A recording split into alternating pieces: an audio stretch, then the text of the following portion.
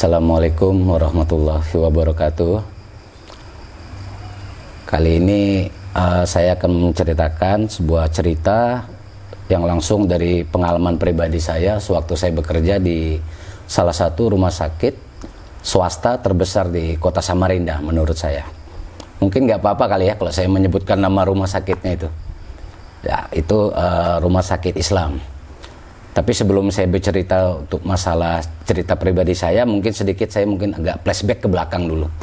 Sejarah singkat rumah sakit Islam. Kalau memang salah mungkin nanti bisa diisi di kolom komentar gitu kan.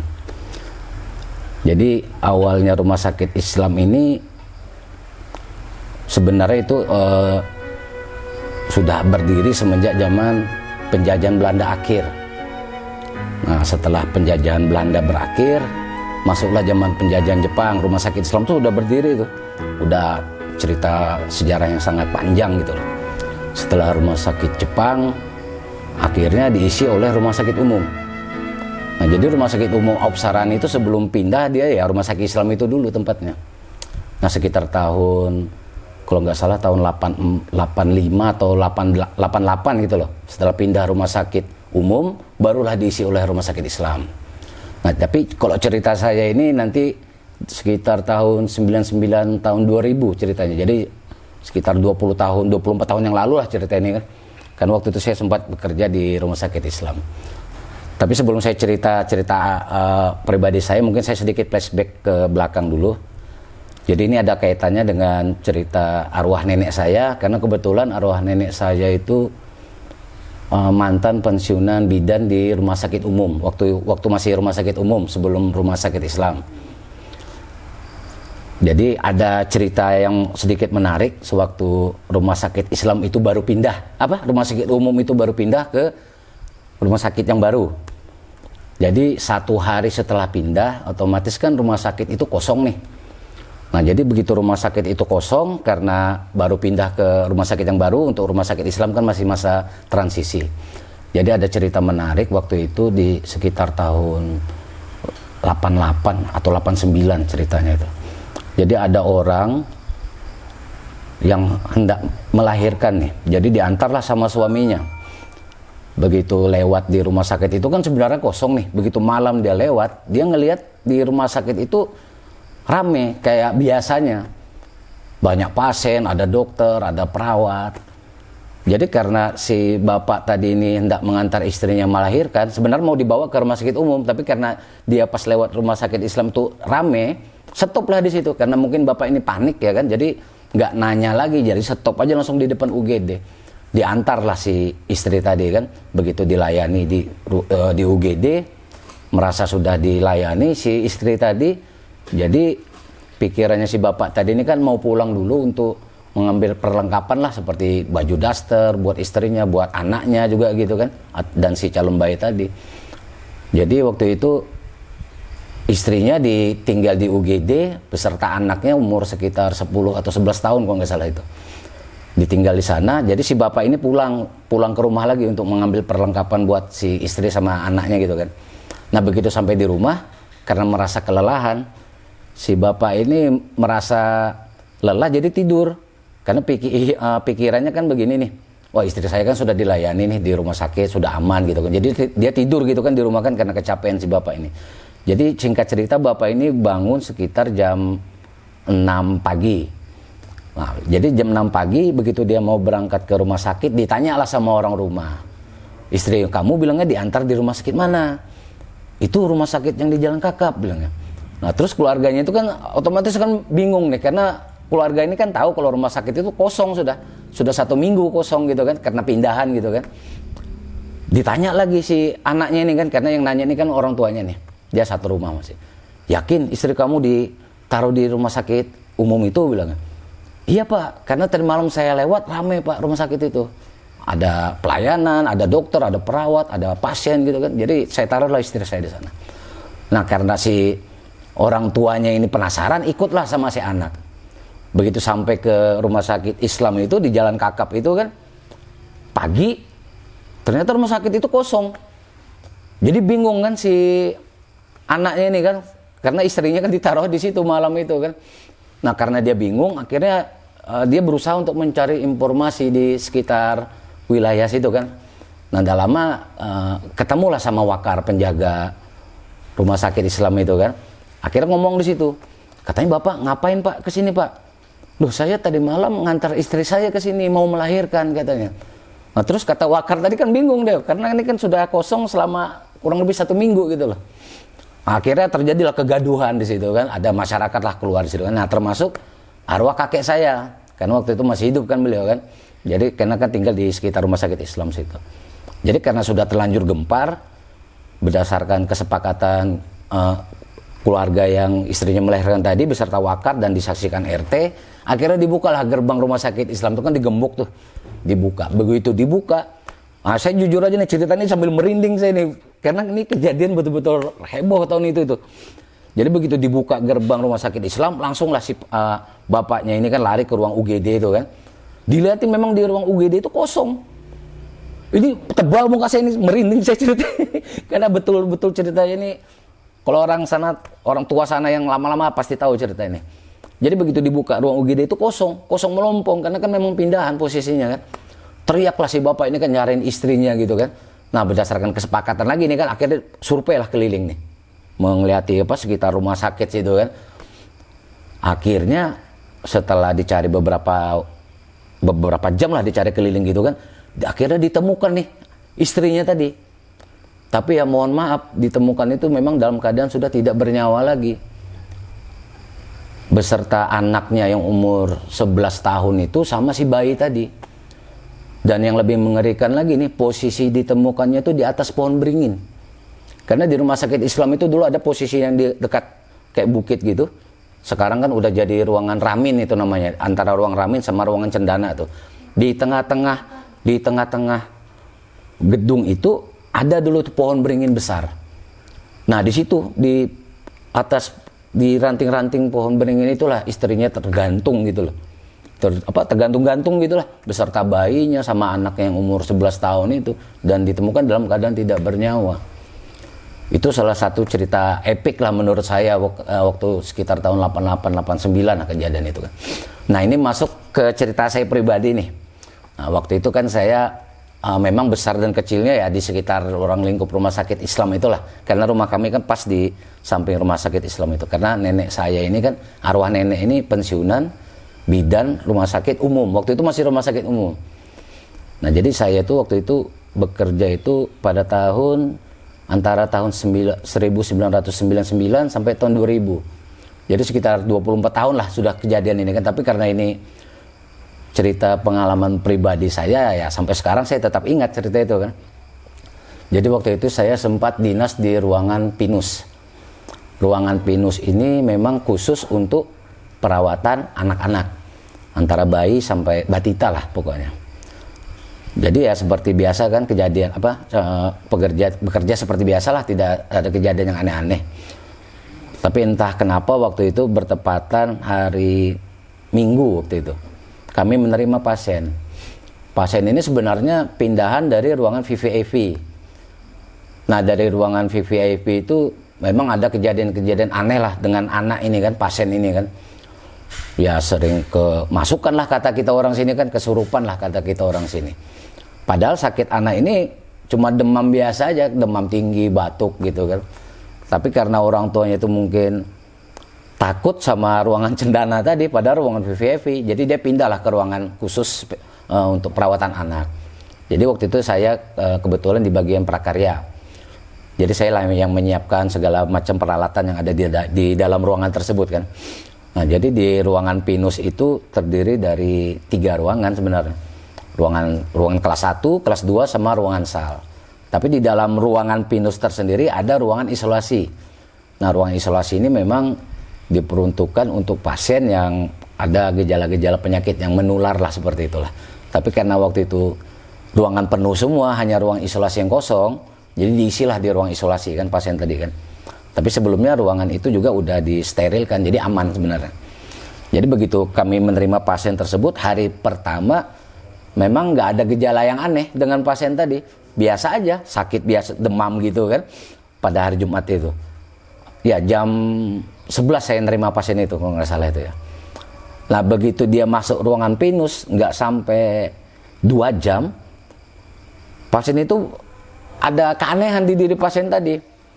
Contohnya dia kayak teriak-teriak, terus nanti nangis sendiri, sampai nyanyi lagu apa gitu, nggak jelas pokoknya si pasien tadi. Pada umur pasien tadi itu baru menginjak 9 tahun rasanya itu pasien kemarin. Ya, 9 tahun. Jadi kalau kita cerita sedikit masalah si pasien tadi, sebenarnya dia ini bukan orang Samarinda pasien ini. Dia itu orang Solo, ikut budenya ke Samarinda karena ada acara di Samarinda gitu kan, tempat keluarganya gitulah. Nah jadi setelah pasien tadi kesurupan, saya kebetulan mau pulang tuh. Jadi kalau saya mau pulang itu kan ngelewatin ruangan isolasi tadi, biar lebih cepat aja lah menuju ruangan pinjer tadi kan. Nah jadi begitu saya lewat, karena ada terjadi kehebohan gitu ya, saya otomatis stop kan, ngeliatin gitu kan, ada apa, saya bilang di pasien ini kan. Awalnya bagus aja kok, tiba-tiba sekarang kayak aneh gitu kan. Jadi nggak sengaja saya ngeliat, di situ udah rame lah teman-teman berkumpul gitu kan, mau ngeliatin kan si pasien tadi. Jadi begitu saya ngeliat si pasien, dia itu gayanya kayak kemayu gitu, padahal pasien ini cowok nih, anak ini gayanya kayak perempuan gitu. Jadi iseng-iseng lah kami nanya, kamu ini siapa, kami bilang kan.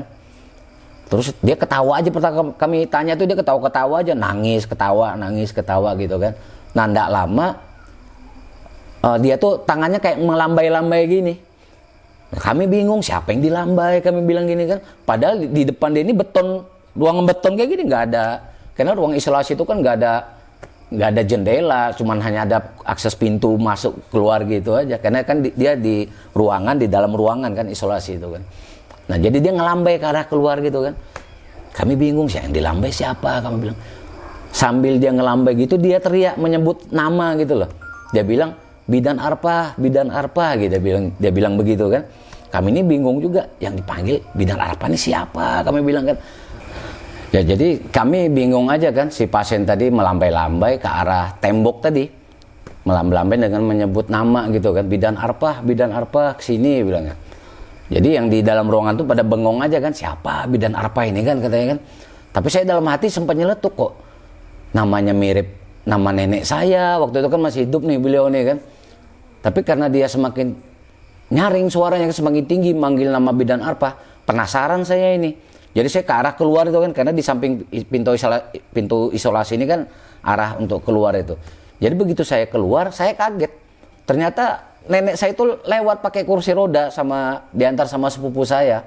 Kebetulan sepupu saya ini juga kan kerja di rumah sakit Islam nih. Tapi ya beliau udah mendahului kita juga lah berdua ini kan. Jadi karena saya kaget, saya panggil lah nenek saya tadi. Saya bilang, "Nek, ada yang manggil nenek," saya bilang kan. Terus kata nenek saya, "Siapa yang manggil saya, Cong?" Kata orang bahasa sini kan, Cocong tuh kan, cucu nih. "Nggak tahu, Nek, tapi kayaknya orang ini kenal sama nenek. Tapi anaknya kecil, Nek, dia ini kesurupan," kami bilang kan. Jadi ketawa nenek saya itu kan, tapi karena nenek saya ini penasaran kan, waktu itu posisinya mau berobat nih nenek ini kan. Jadi setelah selesai berobat, saya bawalah ke ruangan isolasi tadi, karena kan sebelahan tembok gini aja kan. Jadi begitu saya bawa arwah nenek ini ke ruangan isolasi, si anak kecil tadi langsung bersimpuh di depan arwah nenek ini, di kursi roda itu kan. Terus dia ngomong begini, yang anak kecil tadi yang kesurupan tadi, Bidan Arpa, masih kenalkah sama saya, bilang kan. Terus bilang nenek saya kan bingung kan, karena anak kecil kan. Nah terus si anak kecil ini ngomong, saya Bu Suyati, kalau nggak salah namanya itu ya kemarinnya. Hah, Suyati? Bilang nenek saya kan. Iya Bidan Arpa, saya Suyati Bidan, yang dulu jadi office boy di ruangan ini, bilang kan. Wih, kaget kami semua. Terus nenek saya itu kayak dia menerawang gitu kan. Akhirnya nenek saya itu langsung ngomong, oh kamu Suyati yang dulu meninggal waktu melahirkan anakmu kah, bilangnya. Wah merinding saya nih cerita ini. Wah berdiri semua bulu roma ini lah. Terus kata si Suyati tadi, iya nek, ini saya nek. Jadi kaget ya kan, kami satu ruangan itu kan, karena ternyata yang memasukin anak kecil tadi ini orang yang dulu kerja di rumah sakit waktu masih zaman Belanda. Karena waktu itu nenek sendiri kan masih umur berapa ya, 18 ke 17 lah, sekitar umur segitulah. Jadi si Suyati ini cerita si nenek tadi meninggal pada saat melahirkan anak pertama. Jadi dia nggak sempat ngelihat anaknya tuh waktu melahirkan tadi kan. Dan tragisnya lagi, si anak ini setelah dirawat beberapa jam meninggal juga. Waktu itu ada sakit, ada penyakit apa gitulah, saya kurang ngerti juga kan bahasa medisnya itu kan. Nah jadi setelah kejadian itu kami ini bingung ya kan, ini kok ceritanya saling berkaitan gitu lah kan. Dan yang lebih epik lagi, kata arwah nenek itu, ruangan isolasi yang dimasuki si anak tadi itu adalah ruangan bidan waktu zaman Belanda dulu.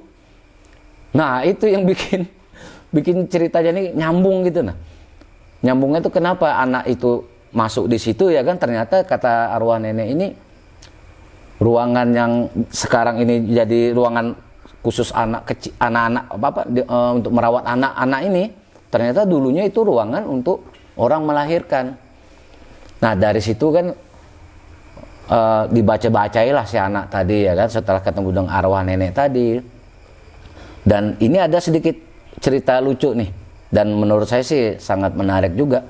Ternyata si anak kecil ini dari Solo nih kan datang ke Samarinda, untuk bahasa sehari-hari dia ini hanya bisa menggunakan bahasa Jawa halus. Bahasa Solo itu kan kayak bahasa keraton mungkin gitu kan. Jadi kata mamanya ini kan, mamanya si anak ini sama bapaknya ini, anak saya ini bahasa Indonesia aja nggak bisa katanya. Jadi sehari-harinya itu hanya menggunakan bahasa Jawa halus. Nah si Suyati tadi ini dulunya memang kata arwah nenek itu dia ini orang Kutai, orang Tenggarong. Nah jadi waktu masuk ke si anak ini tadi, dia bahasa Kutai. Makanya bingung si orang tuanya ini kan, jangankan bahasa daerah, bilang bahasa Indonesia aja nggak bisa dia. Jadi setelah dimasuki si Suyati ini, dia bisa bahasa Kutai. Nah ini saya seumur hidup baru melihat orang kesurupan yang kayak gini. Nah, karena kita kan tahu sendiri kan orang kesurupan ini kadang-kadang banyak lebihnya juga. Nah, tapi kalau yang anak kecil ini betul-betul di luar nalar kalau kayak gitu. Nah, kata bahasa gaulnya ini di luar nurul lah gitu ya kan. Bayangkan dia nggak bisa bahasa Indonesia, cuman sehari-harinya bisa menggunakan bahasa Jawa halus. Dimasukin sama si Suyati ini bahasa Kutai. Ya, saya sempat interaksi sama anak kecil ini kan, karena saya juga sedikit ngerti lah bahasa Kutai itu kan. Jadi itulah mungkin sepenggal cerita dari pengalaman pribadi saya yang menurut saya epik lah. Karena cerita ini ada kaitannya dengan diri saya langsung. Terus arwah nenek saya waktu itu masih berumur 93 tahun. Meninggal arwah nenek itu 103 pas malam ulang tahun beliau, dia meninggal itu. Jadi kalau saya mau sedikit cerita lagi tentang rumah sakit Islam ini memang unik. Setiap ruangan, jadi rumah sakit Islam ini kan dia memiliki ruangan-ruangan tersendiri gitu loh. Kayak ruangan pinus, itu ruangan khusus anak-anak, ruangan cendana, ruangan VVIP di atas. Dia ada kayak bangunan-bangunan tersendiri. Jadi setiap bangunan-bangunan yang ada di sana itu penunggunya beda-beda. Nah kebetulan saya kan lama juga nih kerja di sana, bukan cuman kerja aja, dari kecil saya sudah mainnya tuh di ruang lingkup rumah sakit Islam itu dari saya kecil itu.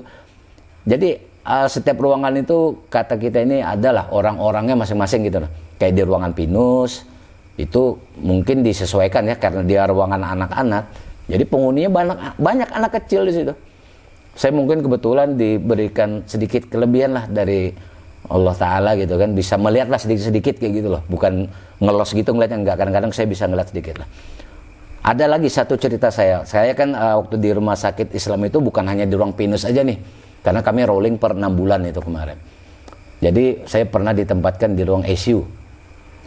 Nah jadi ICU rumah sakit Islam dulu itu posisinya di atas, bukan di bawah seperti yang sekarang ini. Posisi masih di atas dulu. Nah, dan ruangan ICU itu bersebelahan dengan ya mungkin jarak 20 meter lah dari rumah saya kan, ruangan ICU tadi, karena bersebelahan gitu aja. Jadi di ruangan ICU ini nggak kalah menarik juga ceritanya. Itu bahkan menurut saya lebih ngeri lagi, menurut saya pribadi di ruangan ICU tadi. Jadi pernah waktu itu tempo hari, jadi ruangan ICU ini setelah kita menerima pasien dan pasien tadi sudah keluar dari ruangan ICU, ruangan tadi harus disterilkan biasanya selama 2 hari. Jadi selama 2 hari tadi, ruangan tadi tidak boleh diisi oleh pasien. Nah jadi waktu kami dinas itu kan, waktu itu kan posisi hujan nih, siang. Jadi karena pasien kosong, setelah ruang disterilkan kan pasien kosong. Jadi kami ya rebah-rebahan lah di sekitar ruangan ICU tadi kan, biasalah untuk istirahat gitu kan. Jadi di dalam ruangan ICU itu ada 1, 2, 3, ada 4 bed untuk pasien. Nah jadi karena iseng aja kemarin kan semua bed tuh diisi sama teman buat tidur nih, karena capek istirahat gitu kan, karena ruang tadi kan masih setelah disterilkan memang harus kosong selama 2 hari nih. Jadi di antara 4 bed tadi ada bed nomor 2 yang nggak diisi sama teman-teman. Jadi waktu itu kan saya posisinya baru pindah ke ruangan ICU. Jadi saya cuma bingung aja, saya tanya sama teman-teman perawat sama yang non medis juga, kenapa bed 2 itu nggak diisi? Saya bilang nggak ditidurin lah maksudnya gitu kan. Kata teman-teman sih, nggak apa-apa, Mas Topan, cuma nggak mau aja ngisi di situ, bilang kan.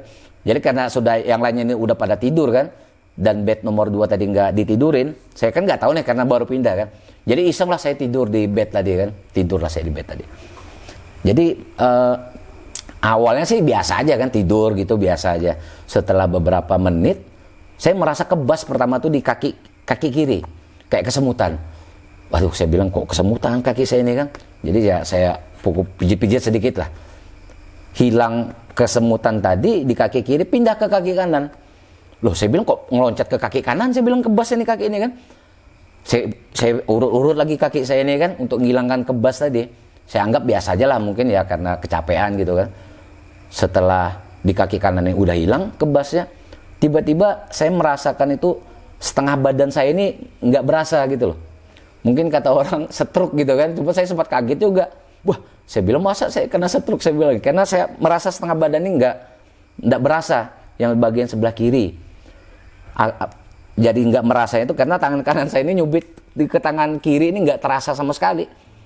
Awalnya setengah, tapi kok lama-lama sebadanan gitu loh, kayak kebas gitu nah, kayak nggak berasa satu badan gitu nah kan, di waktu saya berada di bed nomor 2 tadi.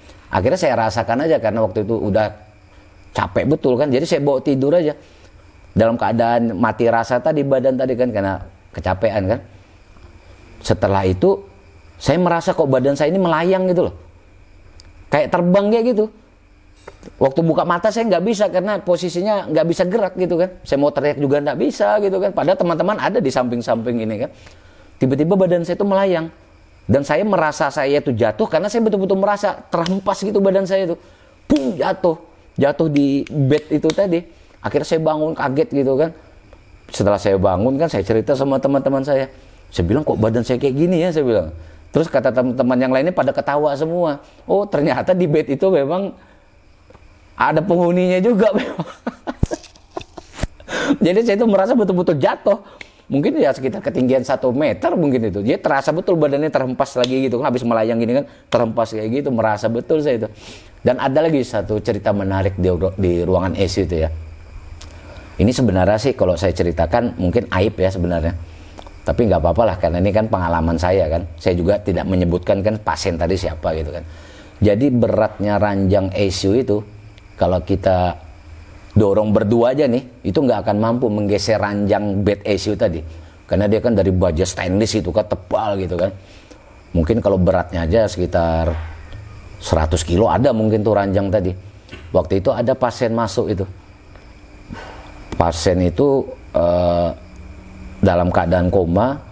Kalau kata kita ini, dia dalam keadaan koma, sakratul maut. Dia megang ranjang itu, bergoyang tuh ranjang, bergetar waktu dia sakratul maut itu. Wah, dari situ saya udah mikir, waduh, saya bilang, ini yang dinamakan sakratul maut. Ada lagi cerita di ICU ini ya. Waktu itu kami kedatangan pasien dari Tanah Hulu. Pasien ini kebetulan salah satu ini kalau pekerjaannya itu yang seragam coklat lah. Ya kan, kita nggak usah lah nyebut nama kesatuannya, saya rasa kalian udah tahu kan seragam coklat seperti apa kan. Nah, waktu itu kami nerima beliau ini dalam keadaan koma juga, karena beliau terkena ini malaria yang udah sampai ke otak gitu kan. Jadi posisinya koma selama 3 hari.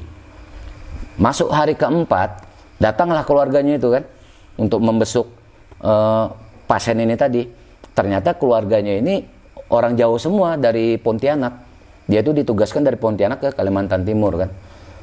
Jadi begitu datang keluarganya ini, otomatis kan kita menggunakan jadwal nih, jam besuk nih, nggak bisa sembarang masuk gitu kan pasien kan, khususnya di ruangan ICU ini.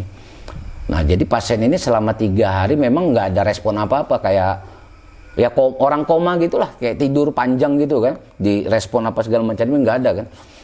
Jadi begitu hari keempat, masuklah istrinya kan, sesuai jam besuk itu masuk.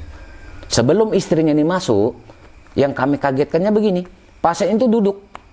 Padahal koma nih pasien ini, tapi dia duduk. Posisi kayak saya kayak gini loh, selonjoran gini kan, duduk. Nah, kebetulan saya waktu itu kan mau nyeka beliau nih, waktunya untuk diseka gitu kan. Saya dipanggil sama bapak tadi kan, Mas, dia ngelambai saya gini kan. Karena saya dipanggil ya saya datangin lah. Ya Pak, saya bilang kan, ada apa yang bisa saya bantu Pak? Si pasien tadi ngomong, sakit Mas semua badan saya ini, bilang ya kan. Bisa nggak impus saya ini dicabut, bilang ya kan. Seperti itu ngomong sama saya. Terus saya ngomong sama bapak tadi, mohon maaf Pak, untuk urusan medis, itu mungkin nanti langsung aja ke perawat atau ke dokter yang bersangkutan, saya bilang kan. Diam dia kan, si pasien tadi kan, setelah saya ngomong begitu kan, narik napas lah dia panjang pasien tadi. Nah, setelah saya interaksi sama pasien tadi, saya dipanggil sama teman perawat kan. Mas Topan, sini Mas, bilang. Ya, kenapa? Saya bilang, duh, itu pasien kok bisa Mas, bisa duduk, kata teman saya yang perawat ini tadi kan. Saya bilang, loh kau jangan nanya saya aja kaget, saya bilang kan, apalagi kau lah yang bagian perawatnya.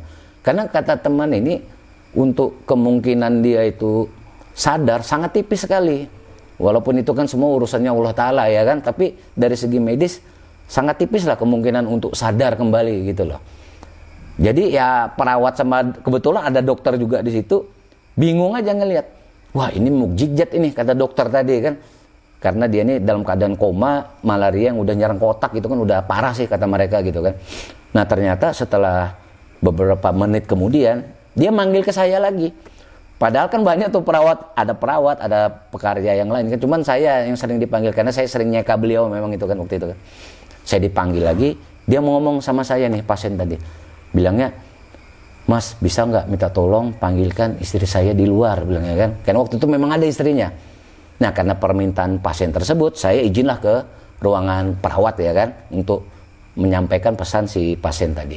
Nah, dari perawat tadi, oke, nggak apa-apa Mas Topan, panggil aja istri yang bersangkutan gitu kan. Saya panggil lah istri yang bersangkutan. Masuk nih istrinya, masuk. Nah, ini kejadian yang sangat mengharukannya di sini. Begitu sang istri masuk, si pasien tadi berdiri. Padahal ini posisi impus nih, di badan, di tangan, di kaki, ini impus semua nih. Posisi berdiri, dan dia udah nyabut sendiri nih Mas impus ini. Dicabut sendiri nih impus nih. Jadi agak kayak berdarah-darah sedikit gitu kan. Tapi karena waktu itu mungkin para perawat ini udah ngerti lah kondisi yang seperti ini kan, jadi nggak berani juga macam-macam kan perawat sama dokter ini kan, hanya diam aja ngeliat gitu kan, ngelihat kejadian yang luar biasa ini kan.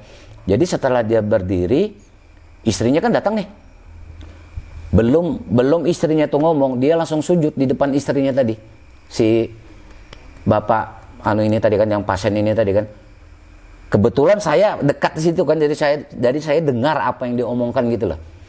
Jadi yang saya ingat itu dia ngomong begini sama istrinya itu. Pas posisi istri berdiri, dia sujud. Habis itu dia duduk gitu kan. Istri masih berdiri, dia ngomong sama istrinya begini. Dek, mohon maaf dek ya, kalau kakak selama ini melakukan kesalahan, baik yang terlihat maupun yang tidak terlihat. Kakak mohon maaf dari ujung kakimu sampai ujung rambutmu. Wih, asli merinding saya itu waktu itu. Dan bukan saya aja, tapi teman-teman semua tuh takjub ngeliat kayak gitu loh. Karena si pasien ini kan dalam keadaan koma ini, tiba-tiba langsung bangun begitu kan. Dan ada sedikit cerita lucu nih. Karena beliau ini tadi kan angkatan lah, yang seragam coklat gitu kan. Jadi waktu itu karena dia sudah 4 hari, ada salah satu temannya yang ngelihat, wah teman kita udah sehat nih, karena di antara ICU itu kan ada sekat kaca nih. Jadi bisa ngeliat dari kaca gitu kan. Nah jadi temannya tadi ini ngabarin teman-teman yang lain. Jadi datanglah ada beberapa regu gitu kan.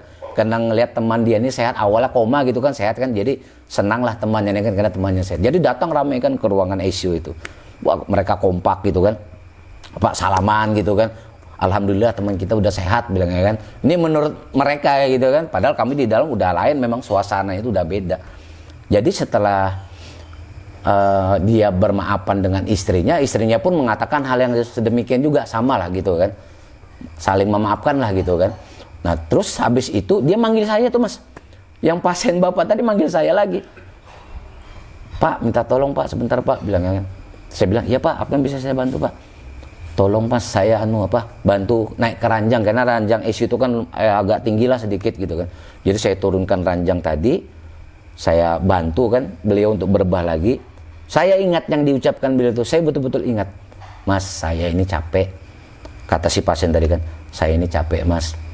Nanti tolong mas ya sampaikan ke ke teman saya dan keluarga saya di luar, bilang saya udah capek, mau istirahat.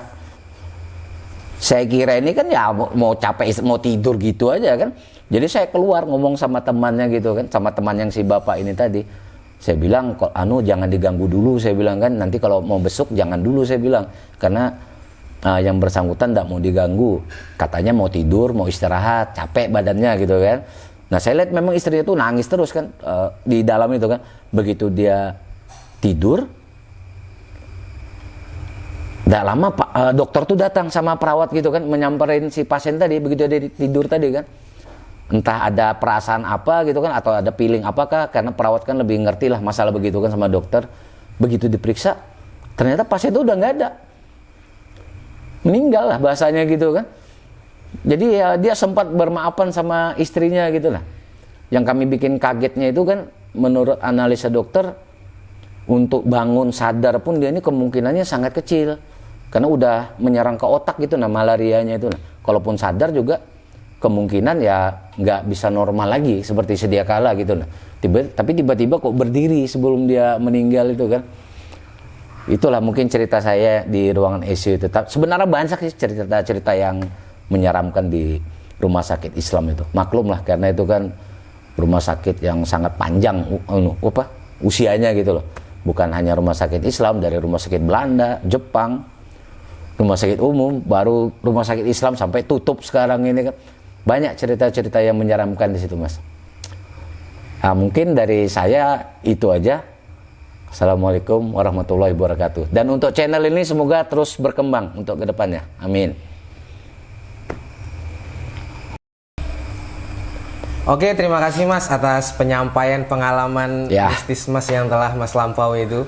Jadi ada banyak banget yang ini akan saya tanyakan sama masnya. Jadi pada saat cerita yang pertama itu tadi kan waktu yang ibu, anak dalam kandungan dan anaknya yang wanita cewek tadi itu meninggal. Ya betul. Itu masnya itu belum bekerja ya mas di situ mas ya? Waktu itu saya masih kecil itu, karena ini kan cerita dari arwah Kai nih. Kalau bisa tadi mungkin saya kurang dengar masih itu tahun berapa kira-kira itu mas? Kalau nggak salah sekitar tahun 87, 88 ya kayaknya. 87, 88. Iya. Dan itu ketika kakek dan nenek mas masih hidup, aktif ya? Masih hidup masih. Mas tadi kan sebutkan pekerjaan mas itu berapa tadi? Prakarya. Prakarya itu apa mas? Karena kan saya dan sebagian penonton ini pasti agak nggak pernah dengar bahasa itu. Coba jelaskan mas. Oke, prakarya ini sebenarnya dia ahli gizi gitu mas. Tugas utama kami ini yang ngasih makan pasien itu Terus selain memberi makan pasien tadi kan, kami juga membantu perawat untuk menyiapkan ruangan sebelum diisi pasien. Kayak merapikan spray gitu kan, membersihkan peralatan-peralatan yang ada di ruangan pasien itulah. Paham. Oke, lanjut. Tadi Masnya sudah ceritakan yang pengalaman kakeknya Mas itu tadi. Iya. Jadi yang secara rincinya itu Mas dengarnya itu tadi dari pengalaman kakek Mas kah atau ada orang lain gitu? Pertama langsung dari kakek saya, terus kan dari teman-teman kakek waktu masih hidup itu kan udah, termasuk bapak saya itu ada cerita gitu juga. Teman-teman kakeknya itu yang cerita. Iya, waktu itu termasuk bapak saya kan waktu itu kan udah ada kan. Termasuk beliau juga cerita itu kejadian itu. Jadi memang pada saat itu memang viral di daerah dekat rumah sakit itu. Betul sekali viral itu, karena sampai yang bapaknya itu kan, yang istrinya meninggal itu sampai depresi berat itu kan kemarin itu. Jadi itu kan kejadiannya di dalam rumah sakit yang sudah tidak ditempatin. Iya. Nah, betul. Apakah warga-warga di situ dengar juga cerita itu, ataukah cuma kalangan yang pernah tinggal atau kerja di rumah sakit itu? Kalau kita bilang semua tahu ya, mungkin enggak ya? Karena waktu itu kan menjaga privasi juga, privasi rumah sakit. Kan waktu itu kan mau diisi peralihan dari rumah sakit umum ke rumah sakit Islam. Jadi yang tahu tuh memang hanya beberapa orang aja, termasuk wakat, terus arwah kakek saya, bapak saya gitu kan, teman-teman yang ada di situ lah. Jadi memang nggak begitu banyak yang tahu sih sebenarnya cerita ini.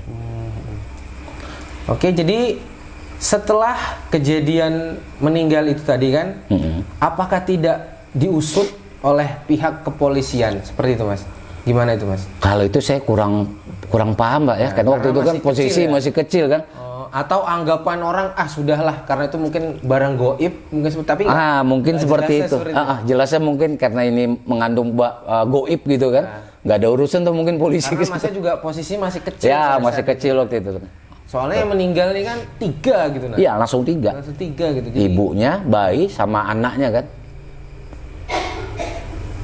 Kemudian ini kan sudah 2024 Mas. Apakah nggak ada informasi di mana pada saat ini suami atau orang tersebut nggak ada informasinya? Nggak ada deh Mas informasinya itu Mas. Tapi yang jelas Masnya informasi yang dulu tuh beliau tuh depresi. Otomatis karena depresi. Keluarga yang dimiliki nggak ada, sisa dia sendiri aja itu. Anak, suami, anak istrinya meninggal pada saat itu. Iya, waktu itu memang udah nggak ada lagi kan, karena tinggal istrinya, anaknya sama bayinya meninggal gitu. Dia tinggal di mana itu Mas pada saat itu? Kalau dengar kalau dengar informasi orang Selili. Kalau saya dengar informasi dulu gitu ya, dekat kalau nggak salah. Ya dekat memang. Mungkin masih di Selili. Iya, kemungkinan. Karena dia kalau mau ke rumah sakit umum kan lewat situ pasti itu kan. Oke, lanjut. Jadi kalau saya tidak salah dengar tadi, Masnya kan cerita nih. Jadi Bapak itu tadi pulangnya sekitar jam subuh ya ke rumahnya untuk istirahat itu.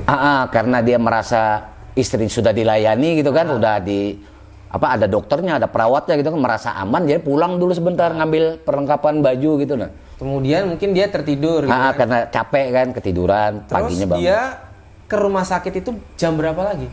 Jam 6 pagi. Jam 6 pagi, jadi cuma sebentar saja ya?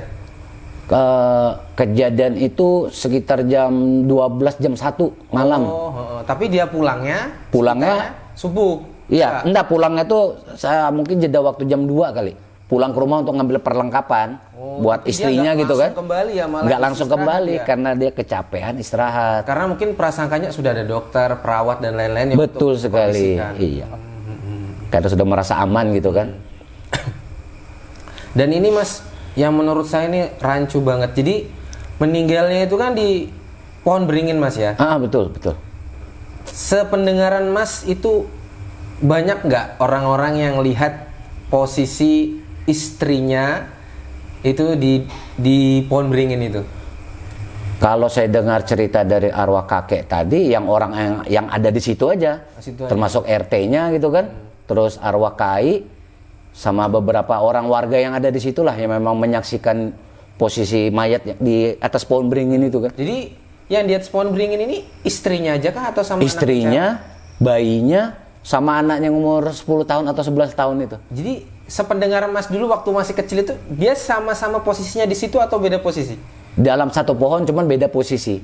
Satu pohon beda. Dan yang anehnya lagi memang di mayat itu kata arwah kakek itu nggak ada darah sama sekali di badannya, tuh putih gitu loh. Kayak habis darahnya gitu loh. posisi mayat yang tadi tuh, yang 3 orang ini. Logika saja nggak mungkin kan seorang wanita bisa naik pohon itu, apalagi Betul. dia mengandung kan. Betul sekali Mas. Apalagi kalau dengar cerita itu pohon itu gede betul Mas, pohon beringinnya tuh. Masnya nggak pernah ingat atau lihat posisi? Kalau saya nggak pernah ngeliat pohon itu karena nggak lama setelah kejadian tersebut pohon itu ditebang. Yang sekarang jadi ruangan Ramin. Antara ruangan Ramin sama ruang Cendana di situlah. Yang jelas itu tadi besar dan tidak mungkin wanita bisa manjat pohon itu. Nggak mungkin Mas, pohon beringin gede gitu. Ya, apalagi wanita hamil. Posisi hamil gitu. Dan ada anaknya juga umur 11 tahun meninggal di posisi yang sama. Iya, di satu pohon itu cuma beda posisinya. Iya, kalau dipikir secara logika itu emang nggak mungkin banget. Viral Mas waktu itu Mas, saya aja dengar cerita itu ngeri. Saya nggak bisa bayangkan suaminya kayak apa tuh ya itu sudah itu. Padahal ditinggal, padahal jelas-jelas itu rumah sakit menurut pandangan dari suaminya itu aktif Mas ya pada saat itu, dan ada dokter yang melayani, perawat yang melayani ya Mas ya. Iya betul, waktu itu dia memang ngelihat rame Mas, kayak rumah sakit pada umumnya gitu, rame. Kalau dulu ada gerbangnya lah rumah sakitnya. Ya ada sebelum masuk itu kan ada gerbang gede itu dan kan itu di depan memang itu. Dibuka pas waktu itu. Waktu itu kan ditutup, digembok kan karena posisinya kan kosong sudah nih. Tapi bapak itu bisa masuk ya, berarti artinya pintu itu dianggap buka. Waktu itu kan yang megang memang si RT tadi, dikuasakan oleh pihak rumah sakit untuk memegang gembok karena dia wakar juga. Tapi jelas itu ditutup kalau menurut RT. Ditutup. Tapi yang suami itu bisa masuk ya? Iya betul sekali. Karena waktu dia ngelihat malam itu kan rame, rumah sakit itu buka padahal kosong. Nggak bisa banget dipikir pakai logika. Ya kalau logika nggak masuk akal. Nggak mungkin banget ya. Pintu bisa tutup, bisa terbuka. Ini meninggal di atas pohon beringin lagi. Iya, di luar nalar pokoknya. Biasanya kalau saya dengar cerita itu, kalau ada sesosok makhluk di rumah sakit yang membantu pasien untuk melahirkan, itu pasti sudah selamat istri sama anak. Tapi kali ini beda ya, meninggal. Ada satu cerita nih Mas, di rumah sakit Islam juga. Seperti yang Mas bilang tadi kan, kalau biasanya kan selamat gini kan. Ya. Nah ini kejadian di ruangan Ulin Mas.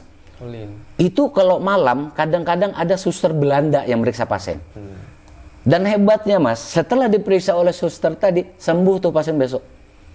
Benar, ini kejadian di ruang Ulin ini Mas. Saya pernah dinas di ruang Ulin juga. Jadi noni-noni Belanda itu noni-noni gitu ya? Iya, noni-noni Belanda. Bukan wujud manusia gitu ya? Enggak, wujud manusia dia. Oh, wujud manusia. Sampai-sampai pasien itu ngomong gini Mas, tadi malam ada perawat cantik betul, orang bule. Kalau kami kan udah tahu nih. Kami udah tahu kalau itu, ini memang zaman Belanda kan dulu kan. Dan itu langsung pasiennya sehat? Iya, alhamdulillahnya pasien tuh besoknya sehat gitu loh. Tapi setelah diperiksa. Ibu ini apesnya lagi apes. Nah, ini lagi apesnya nih Mas, kasihan. Kemudian itu kan setelah meninggal itu Mas, 3 nyawa melayang pada saat itu, kan jelas itu rame daerah situ. Apakah tidak ada apa sih bahasanya, kepikiran untuk RT itu, atau memang sudah kejadian itu diadakan misalnya selamatan atau gimana di situ, karena kan 3 nyawa yang hilang di situ. Kalau saya dengar cerita sih Mas gini Mas ya, sebelum pohon itu ditebang nih, katanya sih penebangnya tuh sakit gitu loh Mas, pohon itu nggak mau ditebang awalnya begitu. Nah setelah dilakukan kayak selamatan gitu kan, mungkin baru bisa ditebang. Buktinya Mas, sampai sekarang ya, waktu rumah sakit Islam beroperasional nih, ruangan itu memang paling angker. Yang bekas pohon beringin tadi, paling angker. Itu udah puluhan kali Mas diselamatin di situ Mas. Saya melihat sendiri. Maksud saya setelah orang 3 ini meninggal gitu, nggak ada diselamatin kah di situ nggak? Udah. Apa cuma yang ditebang itu tadi? Tapi sudah diselamatin ya? Udah berapa kali Mas diselamatin Mas? Kayaknya memang di Indonesia aja ya kalau menebang pohon besar itu harus diselamatin. Kalau di luar negeri kan nggak ada. Iya benar. Oke. Saya rasa cukup ini Mas untuk yang pertanyaannya, untuk cerita yang pertama tadi. Semoga ya amal ibadahnya yang ibu tadi dan amin. Kita lanjut ke cerita yang ini Masnya. Yang cerita pribadi yang Mas tadi itu tentang yang anak kecil tadi. Siap. Tadi kan Masnya cerita tuh, anak ini tadi laki-laki Mas ya, bukan wanita? Iya, laki-laki. Tapi yang dimasukin itu perempuan. Yang masuk perempuan yang masukin dia perempuan. Jadi pada saat itu Mas lihat kesurupan tuh untuk pertama kali, ataukah sebelum-sebelumnya Mas sudah pernah lihat kesurupan? Kalau saya sih udah sering lihat yang kesurupan ya. Cuman yang menurut saya yang ini aja yang epic nih. Yang bagus banget gitu ya. Wah, kalau mungkin sinetron ini meraih Piala Citra nih. Kesurupan Karena apakah gini Mas, menurut pandangan Mas ini anak ini nggak seperti kayak kesurupan gitu, kayak bener-bener real bercerita gitu. Iya betul, nggak kayak orang yang ngamuk-ngamuk gitu kan, kan biasanya kesurupan kan ngamuk gitu kan. Ya, ngamuk. Ini enggak mas, kayak normal biasa. Bekisah-bekisah itu. Cerita-cerita gitu kan. Tadi masnya sebutkan kalau anak kecil itu tadi sependengar mas lah mungkin ya. Dia itu menggunakan bahasa Solo. Nah, iya benar ya. Bahasa kesehari-harian dia. Nah, bahasa kesehariannya bahasa Solo. Kemudian pada saat dia dimasukin seorang arwah wanita itu kan berbahasa Kutai. Betul sekali. Jadi Mas itu kan sempat berbicara sama wanita yang anak laki-laki tadi itu kan. Betul. Jadi itu bahasa Kutai. Bahasa Kutai pak. Kalau masnya dengar itu dan masih ingat apa masnya berbicara sama anak itu? Yang saya ingat dia manggil arwah nenek itu Nek Arpa, kita ndak kemana? Ndak, sebelum itu mas, itu apakah masnya sempat berbincang gitu enggak ya? Oh enggak sempat. Karena masnya lewat aja gitu. Saya kan waktu itu kan cuma nerima dia kan jam 11 siang. Awalnya normal aja, sakit biasa gitu kan. Nah setelah saya mau pulang sekitar jam setengah 1, jam 1 itu udah ramai itu ruangannya tadi. 1 malam, 1 pagi? Siang mas. Oh jam 1 siang? Ya kejadiannya siang. Kejadiannya siang berarti ya? Siang. Berarti masih ramai orang? Masih ramai. Jadi memang berarti masnya nggak berbincang-bincang sama itu tadi? Maksudnya dengan yang itu tadi, yang kesurupan tadi? Sempat interaksi nggak lama sih. Karena dia ngambil-lambaikan itu tadi ya? Iya, saya tahunya interaksi sama dia waktu dia ngelambai tangan ke tembok itu. Kalau ciri-ciri anaknya masih ingat lah? Masih ingat. Ya apa itu mas, perawakannya tinggi? Perawakannya nggak juga tinggi, cuma dia gemuk, besar badannya. Cuma kulitnya terus sawo hitam gitu, sawo matang gitulah. Gemuk orangnya, laki-laki. Oke, tadi masnya mungkin kelupaan atau belum diceritakan. Jadi setelah anak laki-laki tadi itu kesurupan, masnya nggak ceritakan gimana kelanjutannya, yang siapa yang ngobatin, bagaimana kelanjutannya gitu mas? Oh gitu, gini. Waktu itu udah ada yang ngobatin nih, namanya ya salah satu guru juga lah di Samarinda gitu kan, beliau udah meninggal nih. Udah juga diobatin, cuman dia kayak nolak gitu loh mas, kayak nggak mau keluar karena dia ada mau menyampaikan pesan yang mau disampaikan gitu loh. Nah ternyata pesannya itu kan dia mau ketemu sama arwah nenek saya ternyata. Bidan Arpah tadi. Jadi setelah ketemu neneknya mas itu tadi dia keluar sendiri? Keluar sendiri. Langsung pingsan gitu anaknya? Nggak pingsan mas, dia kayak anak itu setelah orang yang menyurupin ini keluar, anak tuh kayak linglung gitu aja. Biasa aja gitu. Kayak biasa gitu aja. Pingsan gitu ya? Enggak. Biasanya kan orang kesurupan pingsan. Dia enggak, kayak kecapean gitu aja, cuma enggak pingsan. Terus dia pakai bahasa Solo lagi. Bahasa Solo lagi? Iya, saya ajak bicara bahasa Kutai itu enggak ngerti dia, karena memang enggak bisa. Bahasa Indonesia aja enggak bisa dia. Kemudian setelah kejadian itu jam 1 siang itu kan? Betul. Nah, itu kan dia kan kesurupan. Bagaimana kelanjutannya hari berikutnya? Gini mas, kalau saya dengar cerita, dia ini kan tinggal di Samarinda di daerah Sungai Lais kalau nggak salah. Karena ada beberapa teman yang kerja kan tinggal di daerah sana kan. Nah menurut informasi teman, ternyata setelah dia pulang 3 hari setelah pulang dari rumah sakit, ini meninggal nih mas si anak nih. Kami kaget itu mas, jujur aja. Saya sampai nggak percaya gitu kan. Masa sih saya sudah mas pastikan itu meninggal anak? Iya, karena nggak mungkin kan teman saya yang kerja di rumah sakit itu bohong sama kami kan. Dia ngomong gitu. Makanya kami kaget semua itu.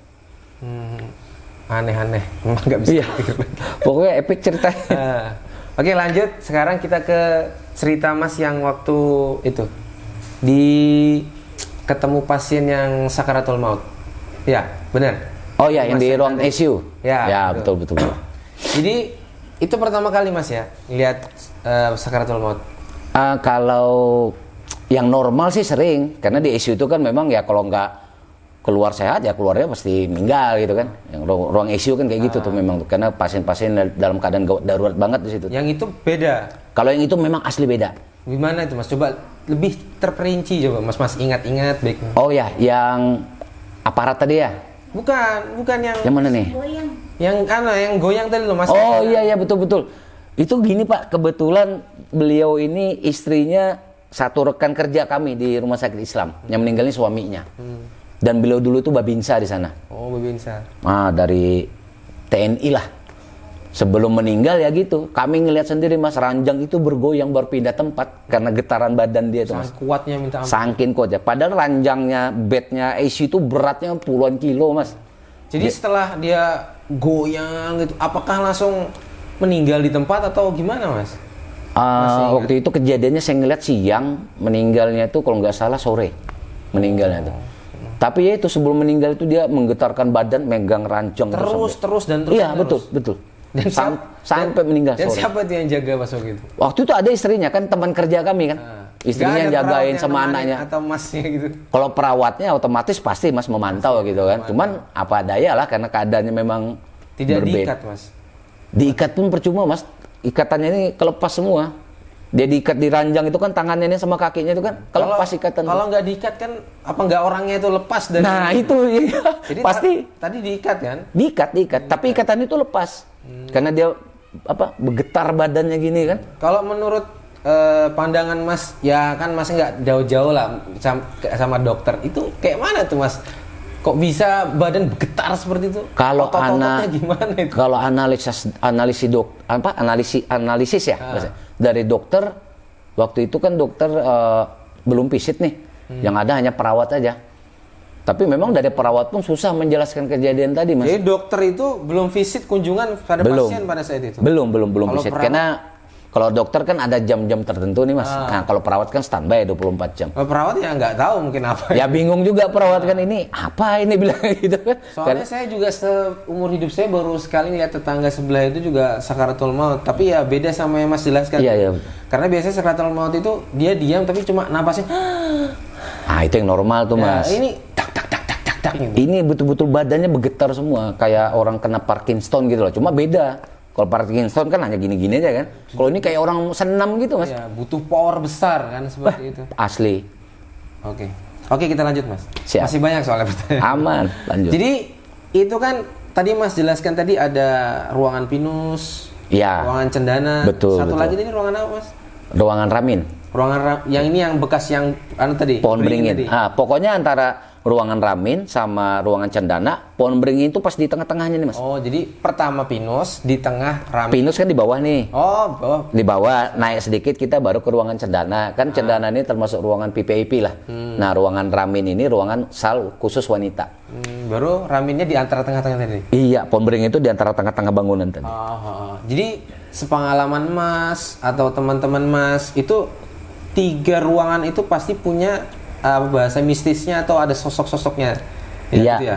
Kalau masnya kan tadi menurut mas adalah sekelibat gitu kan. Betul. Atau teman-temannya itu adalah pernah sosok-sosok itu yang di bagian pinus atau cendana atau ramin yang mereka lihat atau mas lihat gitu. Kalau di rumah sakit Islam ini mas bukan hanya sekelebatan aja, dia menampakkan wujud.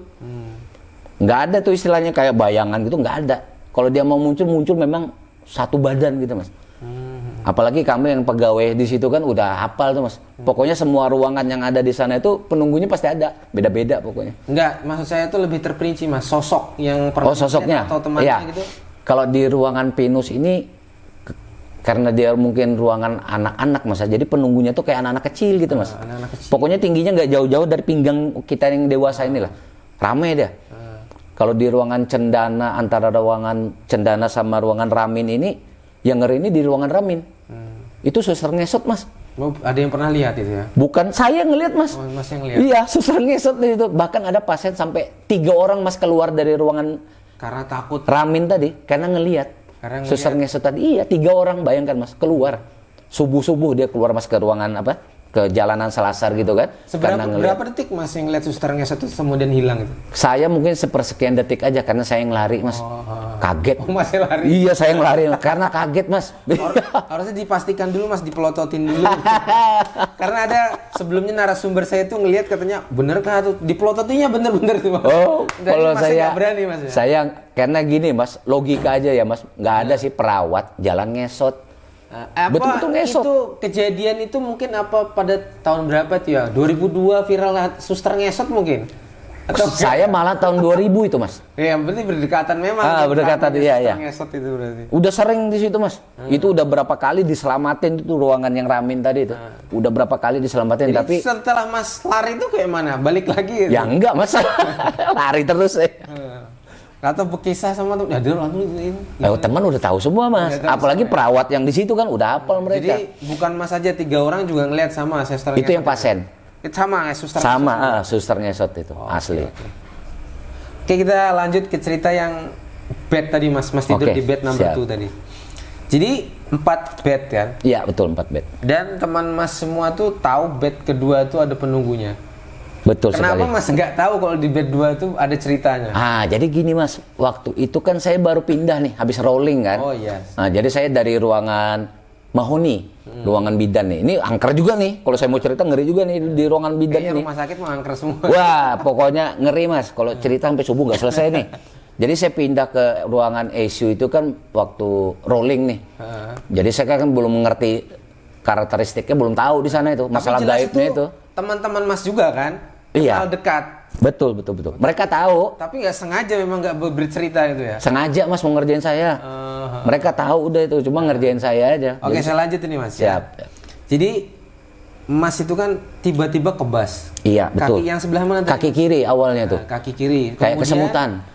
Setelah berapa menit atau lebih dari 1 menit itu yang bagian mana tadi mas bilang mati setengah tadi? Nah awalnya kan kaki kiri nih, kayak kesemutan, kebas gitu kan. Setelah saya pukul-pukul begini, pindah dia ke kaki kanan. Oh, pindah dulu ke kaki kanan. Ke kaki kanan dulu. Setelah kaki kanan saya pukul lagi, udah sehat nih udah nggak kebas lagi. Tiba-tiba setengah badan langsung mati sebelah kiri. Langsung sebelah kiri. Jadi kiri kaki, kanan kaki, seluruh baru setengah badan. Kiri. Setengah badan dulu. Ya, setengah badan sebelah kiri. Sebelah kiri. Habis itu baru semuanya. Dari ujung kaki sama pundak. Asli, semuanya sampai dari ujung kaki sampai ujung kepala nih. Kayak kram semua kayak gitu, nggak bisa gerak saya. Kalau kram paham saya. Kemudian itu kan, jadi setelah lanjut itu tadi baru mas merasakan badan mas tadi naik ya? Iya, saya merasa betul itu. Jadi mas coba diingat-ingat itu. Jadi mas itu memang badannya naik kah atau menurut mas itu apa ya, masnya halusinasi kah? Gimana tuh? Kalau halusinasi sih enggak mas, karena ada saya sadar. Cuma mata nggak mau ngebuka gitu loh, gerak itu nggak bisa. Saya sadar itu. Tapi mata tertutup. Mata tertutup, nggak bisa ngebuka. Karena mata istirahat saya. Gitu ya modelnya. Modelnya saya tuh kayak gimana ya? Kalau kata kita nih kayak mungkin bisa dibilang ketindihan. Tapi beda juga versinya nih. Kalau ketindihan kan nggak bisa bernapas. Nggak bisa bernapas kan? Nah, saya tuh modelnya sadar, bernapas lancar, cuma badan mati gitu loh. Ya, mata dua-duanya nggak bisa. Nggak bisa ngebuka. Jadi merasa saya tuh badan saya tuh, jadi saya bilang saya tuh melayang karena terangkat baru jatuh gitu kan, terasa kan kita jatuh badan kayak gitu kan. Bunyi coba terus lanjang. Masnya ingat itu berapa senti kira-kira terangkat? Nggak mungkin kan sampai 30 senti? Kalau setengah meter, 1 meter mungkin ada. Tinggi banget itu mas? Tinggi, karena saya ngerasa sakit nih badan begitu jatuh ke bawah gitu kan. Nyaring tuh mas suaranya mas. Temannya mas nggak ada yang lihat itu? Teman saya dengar aja. Bak gitu ya? Iya, gimana bro bilang nggak setelah kejadian itu kan. Tinggi itu mas, 1 meter mas? Tinggi. Yakin iya. Betul 1 meter? Yakin. Saya ngerasa itu kalau cuma segini aja kan nggak seberapa ya, kan jatuhnya kan. Memang nggak terlalu besar hentakannya. Ternyata bukan saya aja yang ngalamin itu mas. Hampir teman satu ruangan ICU nih.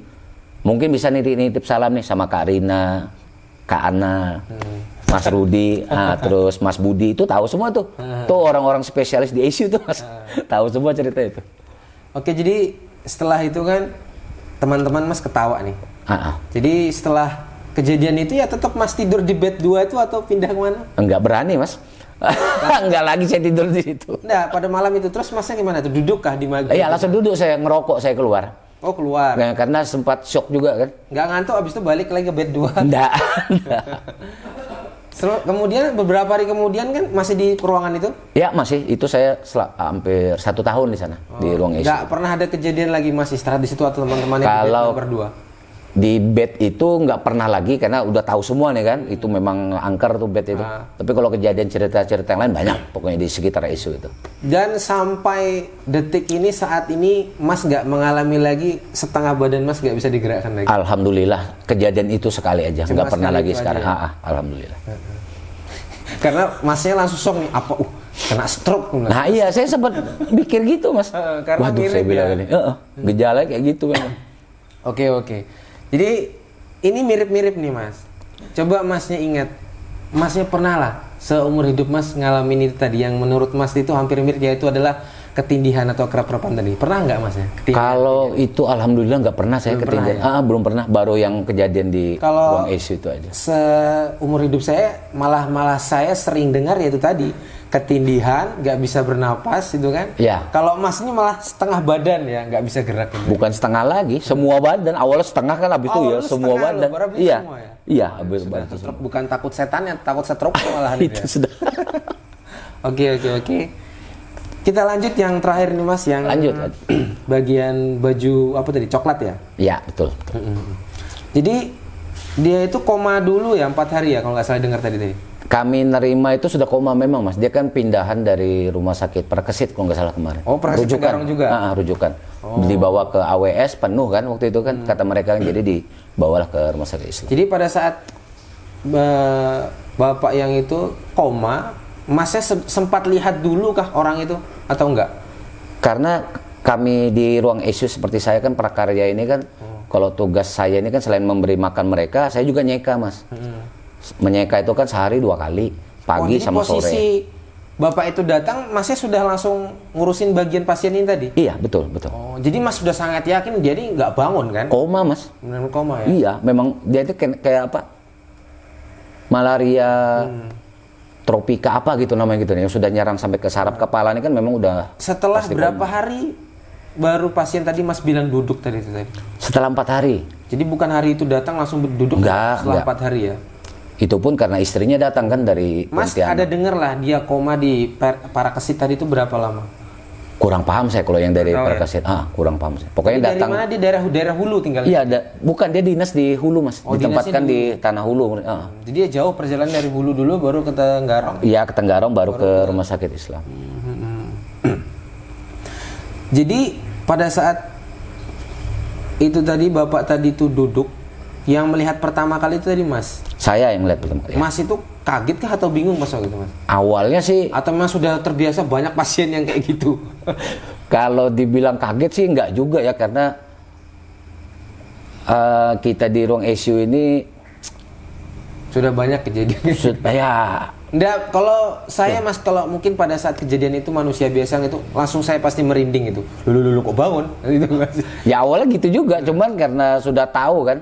Mungkin ya kalau bahasa kita nih ya mungkin mau pamit lah bahasanya kayak gitu nah. Tapi jelas dia pada itu langsung duduk dulu ya, enggak teriak-teriak. Enggak Mas. Duduk berdiri. Bener-bener dia begitu dari ranjang rebahan gitu kan langsung duduk seperti saya gini posisinya Mas. Duduk seperti itu ya. Duduk seperti gini. Dia pegang-pegang kakinya, badannya gitu kan. Kalau Mas lihat orangnya itu tuh bener-bener kah orang itu apa sih bahasa jiwanya dia kah, atau dia modelnya kayak kesurupan atau kodamnya gitu Mas lihat? Kalau kata saya sih buang perangai Mas. Karena mungkin sudah mau meninggal gitu kan, sebelum meninggal gitu kan. Jadi diberi kekuatan mungkin kan ke badannya untuk menyampaikan permintaan maaf sama istri tadi kan. Bahkan koma, bangun dan bisa bicara. Iya, berdiri dia Mas. Bicaranya itu normal enggak Mas waktu normal sama sih? Normal. Ya kayak layaknya orang sehat gitu. Biasa aja ngomong. Biasa aja, nggak ada kayak keluhan sakit gini, enggak, dia cuma mengeluhkan impusan ini terlalu banyak. Tolong dicabut katanya kan impusan. Akhirnya dia cabut sendiri tuh impusan tuh. Jadi habis itu dipanggil istrinya ke dalam, langsung dia tanpa dibantu berdiri sendiri ya.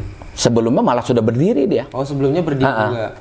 Baru istrinya masuk gitu kan. Jadi berdiri, setelah itu kemudian sujud, setelah sujud duduk duduk di bed. Di bed itu. Di bed. Baru minta maaf itu tadi. Minta maafnya itu posisi berdiri awalnya. Baru dia sujud gitu kan. Begitu istrinya masuk, dia langsung sujud di depan istrinya. Ambil minta maaf gitu. Jadi kemudian setelah itu maaf-maafan, yang istrinya kembali ke depan. Terus yang pasien ini tadi duduk baru ngomongin sama Mas tadi. Iya, baru ngomong sama saya, minta bantu untuk berebah gitu kan. Nah, saya bantulah berebah. Sambil ngomong katanya. Saya lupa tadi Mas. Mau sampaikan ke teman-teman saya sama keluarga saya kalau saya ini udah capek. Sudah capek bahasanya. Pokoknya udah capek banget badan saya ini bilangnya. Ini mungkin bukan orangnya, mungkin seperti jiwa kayaknya lainnya sih ya, mungkin kodamnya kah apa kan. Kalau manusia secara logika kan nggak tahu kapan dia bakal dipanggil kan. Betul. Bisa dia tahu seperti itu. Setelah itu kan Masnya kan ke depan tuh. Iya, menyampaikan pesan itu kan. Yang sama pasien tadi nggak ada siapa-siapa berarti? Yang di dalam ruangan? Kosong Mas. Kosong, cuma dia. Jadi setelah itu Masnya balik ke situ lagi kan? Iya, betul. Baru pasien itu memang nggak bernapas ya? Udah hilang, itu udah perawat udah pada sibuk tuh memberikan alat bantuan segala macam gitu kan. Berarti sakaratulnya anggap aja udah tenang gitu. Iya betul sekali. Dan ini ada kejadian lucu nih mas. Kan saya keluar nyampaikan pesan nih. Nah rupanya temannya ini salah tanggap. Dikiranya mau tidur biasa gitu aja. Padahal udah nggak ada gitu kan. Akhirnya saya masih yang dijaga mas sama teman-temannya nih. Saya dibilang bohong lah segala macam, bilang kan sehat. Kok ternyata nggak ada, bilang jadi sempat salah paham. Padahal pasiennya yang suruh jelaskan tadi. Iya, padahal saya cuma nyampaikan dan pesan teman-temannya yang disampaikan tadi, sudah berdiri, sudah banyak yang datang lah mau jenguk. Udah banyak mas. Udah banyak, ya? Dia kan aparat gitu kan, jadi ya senang lah melihat temannya sehat gitu kan. Padahal enggak. Jadi setelah meninggal itu, ini kan anggaplah orang agak-agak penting ya, agak-agak penting. Betul-betul. Kan? Ya. Jadi setelah kejadian itu adalah kayak hal mistis di ruangan beliau meninggal atau nggak ada biasa gitu saja? Kalau selama saya di ICU sih biasanya nggak ada sih mas. Ya, maksud saya khusus yang pada hari setelah orang beliau itu meninggal mas, nggak ada apa-apa gitu ya? Nggak ada apa-apa sih, normal seperti biasa aja. Seperti itu ya. Cuma memang kalau ada apa yang gangguan jahil-jahil sedikit ada, cuma nggak ada di itu nggak ada. Dan mas pada saat itu ya karena sudah lama bekerja di tempat itu ya biasa aja gitu, hari-harinya biasa. Kalau saya kan jelas tuh kepikiran itu. Nggak sempat mas mikirin kayak gitu, karena kita kan pasien silih berganti gitu kan. Jadi kejadian-kejadian yang aneh itu banyak. Saya boleh cerita sedikit nggak nih mas? Coba apa lagi? Gini, ini saya lupa sebenarnya ceritanya. Ini baru ingat nih mas, karena kan lama nih kan, udah sekitar 24 tahun yang lalu. Jadi waktu itu kami nerima pasien dari Anggana kalau nggak salah itu. Dalam keadaan pasien ini posisinya mukanya ini hancur sebelah mas, setengah. Jadi kami nanya ini kan kronologis ini kenapa nih bisa hancur sebelah nih mukanya? Sama pasien? Iya, bukan sama keluarga pasien nih. Kami kan nanya nih, kenapa jadi hancur sebelah nih? Ternyata dia ini ditabrak sepit mas. Sepit yang karyawan yang sering dari laut ke. Sepit mana ada yang pelan? Jadi ceritanya gini mas, dia ini kan mancing sama adiknya, mancing. Jadi pakai perahu gitu kan, agak ke tengah kan mancing nih kan di daerah Muara itu kan. Waktu mancing itu dia lupa nyalakan ini apa? Kayak obor lah kata kita tuh untuk menandakan ada orang di situ kan. Benar, nah waktu itu obor itu posisi mati mas. Nah sepit ini kan keadaannya kan laju nih. Nah karena nggak ada lampu apa segala macam, sepit ini kan nggak tahu kalau ada perahu di situ. Jadi nabrak, kena yang muka orang tadi nih. Nah yang lucunya, yang ngerinya itu begini mas. Setelah kejadian tabrakan tadi, dia kan berdua nih mancing. Ternyata si adik ini nggak bisa berenang. Yang adik ini. Jadi yang menolong ini si kakak tadi. Dalam keadaan hancur sebelah muka ini. Hancur sebelah nih. Akhirnya dibawa kan ke rumah sakit kan. Jatuhnya kan di rumah sakit Islam. Masuk langsung ruang ICU. Jadi begitu di ruangan ICU, yang menangani itu saya nggak apa-apa ya nyebut nama dokternya ya. Waktu itu masih Dokter Darby. Pak Darby ini ahli forensik. Ahli forensik khusus masalah yang laka lantas gini kan. Nah jadi begitu pasien ini masuk, dipisit sama Pak Darby. Pak Darby itu angkat tangan mas. Sama keadaan pasien tadi. Karena menurut beliau ini sudah bukan ilmu dokter lagi yang begini nih. Karena kata beliau ini kalau secara kedokteran, secara kemedisan, ini orang nggak bakal hidup nih. Tengkoraknya udah kena mungkin. Oh bayangkan mas, ini muka masuk ke dalam setengah gini nih mas. Ini mukanya nih. Coba sama bayangin ini masuk ke dalam sini. Jadi saya ngelihat sendiri ini pasien. Ini matanya ini udah hancur nih mas. Tapi mungkin tengkorak kepala, otaknya mungkin yang masih bagus. Mukanya dia masih bisa. Nah jadi gini mas ya ceritanya. Setelah saya lihat pasien ini mas. Masnya ngelihat juga itu? Ngelihat saya mas. Ini masuk setengah nih mas. Sampai-sampai seorang dokter senior di Kalimantan Timur ini mas. Dokter Darby itu mas. Angkat tangan. Kata beliau ini sudah bukan ilmu medis lagi. Ini sudah bukan tanggung jawab saya lagi yang begini katanya. Ini udah kalau secara ilmu kedokteran udah nggak ada orang ini bilang ini hanya ilmu ketuhanan ini katanya. Jadi dari kami ini kan mikir nih mas, seorang dokter spesialis aja angkat tangan. Apalagi kita yang seorang perawat. Tapi kan diantara teman-teman ini kan ada yang ngerti masalah begitu mas. Nah terutama di rumah sakit Islam itu kan ada yang namanya guru, tapi udah meninggal beliau nih. Seingat saya namanya lupa saya siapa namanya beliau ini udah. Pokoknya salah satu guru yang disegani lah di Samarinda kan yang ada nama gitu lah. Bahkan beliau ini gurunya Guru Udin dulunya waktu di pesantren nih. Nah beliau sempat ngobatin orang itu mas. Tapi sebelum itu kan saya cerita dulu kan sebelum beliau datang gitu kan. Nah jadi setelah kami ngeliat keadaan pasien, mata hancur, darah ini muncrat-muncrat. Cuma yang anehnya mata sebelah kiri ini masih normal. Dan ngerinya lagi mas, dia bisa ngobrol masih, walaupun udah hancur nih mulut nih setengah nih. Dia ngomong masih. Karena biasanya sih belum merasakan sakit tuh biasanya. Iya, cuman memang orang ini mas. Adrenalin.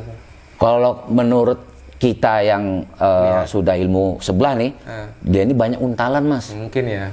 Memang betul kejadiannya, banyak untalan dia nih. Iya. Makanya. Ketahuannya tuh pas setelah datang guru tadi itu ngobatin dia kan. Jadi sebelum guru itu datang, kami sempat ngobrol sama dia nih mas. Saya sendiri ngobrol. Saya bilang, Pak, keadaannya gimana? Saya bilang. Padahal ini muncrat-muncrat nih. Darah nih, ini remuk nih mas, tulang nih mas. Saya megang kepala nih mas, masuk satu jari ini nih mas. Di kepala ini nih mas. Jadi saya bilang, Pak, yang sekarang Bapak alami ini apa? Saya bilang kan, keadaan Bapak sekarang ini. Dia tahu ngomong apa mas? Dia malah ngomong begini, keadaan adik saya bagaimana? Bilang. Loh adik mas nggak apa-apa, kami bilang. Justru yang dikhawatirkan ini sampean sendiri. Terus dia bilang, kalau saya ini sebenarnya ya udah mati, bilangnya. Dia sendiri ngomong gitu? Dia sendiri ngomong gitu mas. Cuman ada memang ilmu yang menahan saya untuk mati ini yang belum keluar, bilangnya.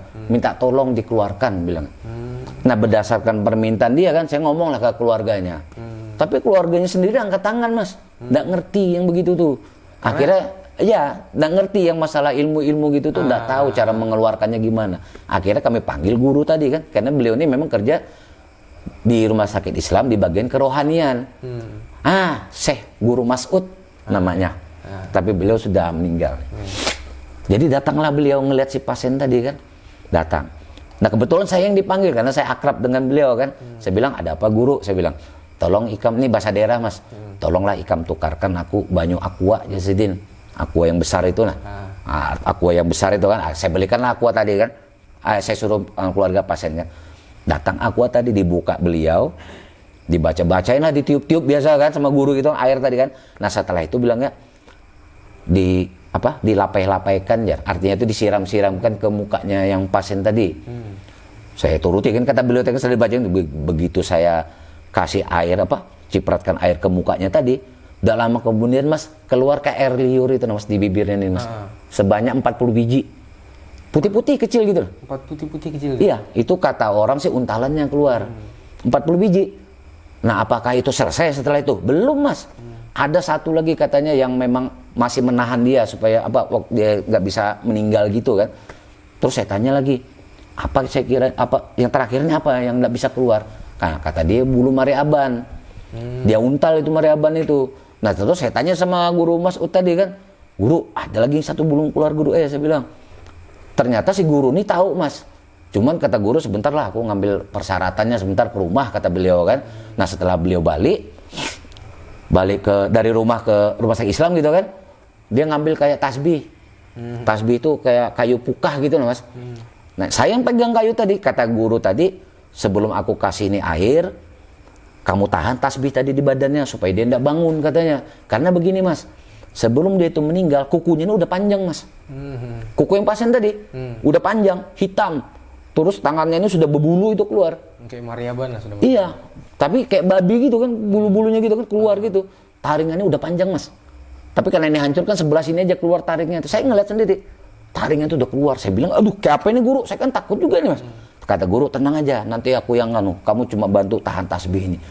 Sampai aku itu gini ya mas, begitu aku tahan tasbih, begitu mau dibuang ilmunya itu mas, dia tuh mau bangun sudah mas. Tapi bangunnya tuh bukan kayak kita rebahan langsung bangun gini, enggak. Kayak satu badan gini lah mas, cuma nggak kayak kayu tuh bangunnya kayak gini. Oh iya, paham. Kalau kita kan kayak gini kan, dia enggak kayak mau bangun gini. Tapi karena ada tasbih tadi, jadi begitu dia mau bangun, taruh tasbih tadi kan, tetaraan dia ke bawah gitu. Kalau itu sampai berapa kali? Ada setengah jam saya nahan kayak gitu. Nah sambil guru tadi kan apakah yang dibaca sidin gitu kalau, nah akhirnya keluar tuh warna merah. Habis disiram sidin dengan air lagi tadi tuh kalau keluar untalannya warna merah gitu mas. Nah tidak lama baru dia meninggal. Untalan mariabannya tuh keluar. Dan yang ngerinya gini mas, sebelum dia meninggal, adiknya tuh ngelihat mas, ini aku mau dengerin mas, adiknya tuh ngelihat di si arwah ini mas sudah berjalan di atas pelapon tuh mas. Arwahnya itu? Iya, kayak binatang gitu mas. Oh kayak? Iya kayak anjing gitu mas. Kayak sosok-sosok gitu. Ya. Tapi sebelum yang dilihatnya itu kakaknya? Kakaknya. Cuman adiknya nggak mau cerita waktu itu kan karena takut. Adiknya nggak cerita. Nggak cerita. Dia memang ngelihat kakaknya tuh sudah apa nih, sudah lari-lari di atas pelapon itu. Padahal posisi kami masih menahan dia gitu kan. Nah itu salah satu cerita yang epic di rumah sakit Islam tuh. Di ruangan ICU. Terus kayak apa selesainya mas? Finishnya kayak apa? Ya setelah keluar untalan tadi, yang merah tadi kan. Baru beliau meninggal. Baru dia meninggal mas. Itu apa istilahnya yang mare abannya gitu, untalannya. Jadi ketika mas bicara sama pasien yang ini tadi, dia sudah memang benar-benar ikhlas ya ngomongin. Iya, saya betul. ini meninggal sudah mas bilang gitu. Iya sebenarnya saya ini sudah meninggal, cuman karena ilmu tadi bilang kan masih ada di badan bilang. Gak nangis, gak apa gitu. Nggak ada mas. Santai aja dia. Santai aja. Saya sempat ngobrol sama dia tuh. Dia malah nanyakan kondisi adiknya. Gimana adik saya bilang. Malah saya bilang adik kamu nggak apa-apa. Cuma kamu ini yang dikhawatirkan saya bilang nih. Jadi ini tadi menurut mas akhirnya mas menemukankah kayak sosok yang benar-benar kebal atau ada untalan memang mas? Ini mas seumur hidup yang saya baru ngeliat orang yang kebal yang kayak gini nih mas. Langsung ini mas ya? Asli mas. Logika lah tabrak sepit loh. Allah mas sepit mas, sepit penumpang yang gede itu kena di bagian kepalanya ini. Logika aja harusnya itu langsung pingsan. Ini malah sempat menyelamatkan. Malah yang nolong adeknya mas berenang ke pinggir. Kalau bukannya pingsan lagi mati itu mas harusnya mas. Kalau anak di tempat. sungai pasti tahu sepit seberapa kencangnya. Ya kan? itulah kencang mas. banget itu. Berapa knot itu kecepatan. Jujur mas saya kalau sampai sekarang ingat itu ngeri. Oke mas, saya rasa cukup untuk pertanyaan yang saya ajukan sama masnya. Terima kasih untuk hadir di tempat saya ini. Mungkin ada mas yang saya sampaikan atau gimana gitu? Oke, saya juga mengucapkan terima kasih karena udah diberi kesempatan ya hadir di sini. Sama-sama. Ya terutama untuk menyampaikan cerita-cerita inilah. Dan ini juga cerita pribadi bukan dari orang lain gitu kan. Dengar-dengar masnya ada cerita-cerita lainnya juga mas ya? Oh banyak, Oke. banyak cerita-cerita pengalaman saya ini. Banyak. Disampaikan kapan-kapan lagi mas ya? Siap, siap.